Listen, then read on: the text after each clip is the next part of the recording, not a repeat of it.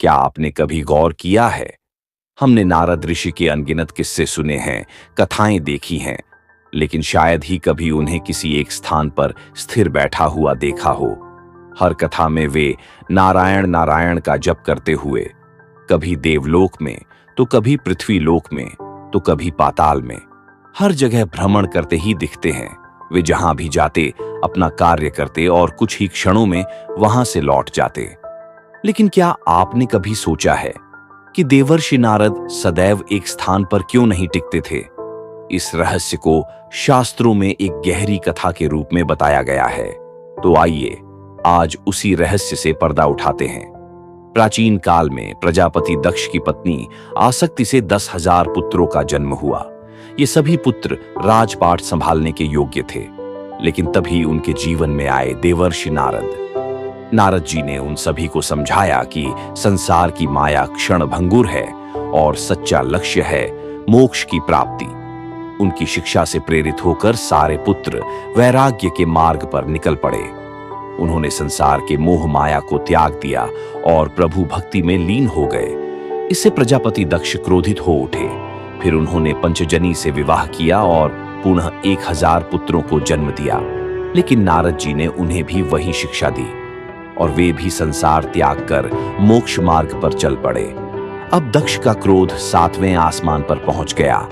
उन्होंने नारद जी को श्राप दे दिया, तुम सदा इधर उधर भटकते रहोगे, किसी एक स्थान पर टिक नहीं पाओगे। और यही कारण है कि नारद ऋषि सदा भ्रमणशील रहते हैं।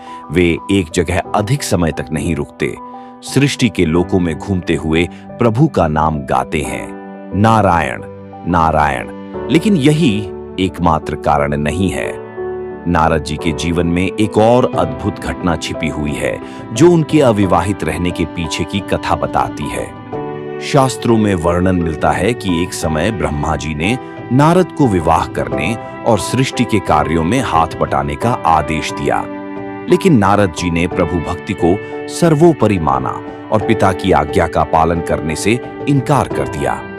ब्रह्मा जी ने बहुत समझाया, पर नारद जी अपनी साधना से विचलित नहीं हुए।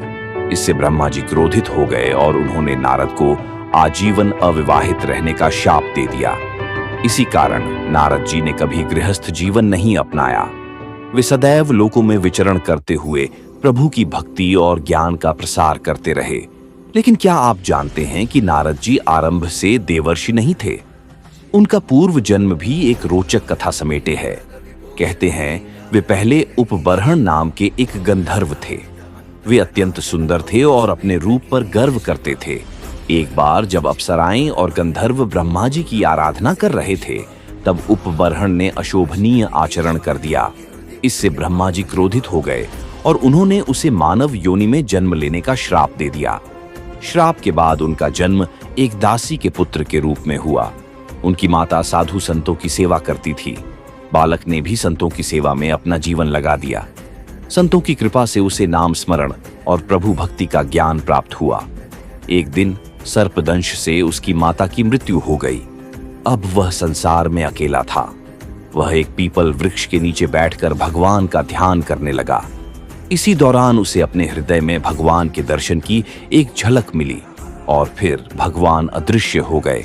बालक के मन में प्रभु के साक्षात्कार की तीव्र लालसा जागी। तभी आकाशवाणी हुई, इस जन्म में तो तुम मेरे पूर्ण दर्शन नहीं कर पाओगे, लेकिन अगले जन्म में तुम मेरे पार्षद रूप में मुझे प्राप्त करोगे। और अगले जन्म में वही बालक ब्रह्मा जी के मानस पुत्र के रूप में उत्पन्न हुआ। भगवान विष्णु की अनन्य आराधना से वह उनका परम भक्त बना और वही बना देवर्षि नारद। नारद जी अजर अमर हैं, विष्णु के परम भक्त। लोक लोकांतर में भ्रमण करते हुए प्रभु का नाम गाते हैं, नारायण नारायण।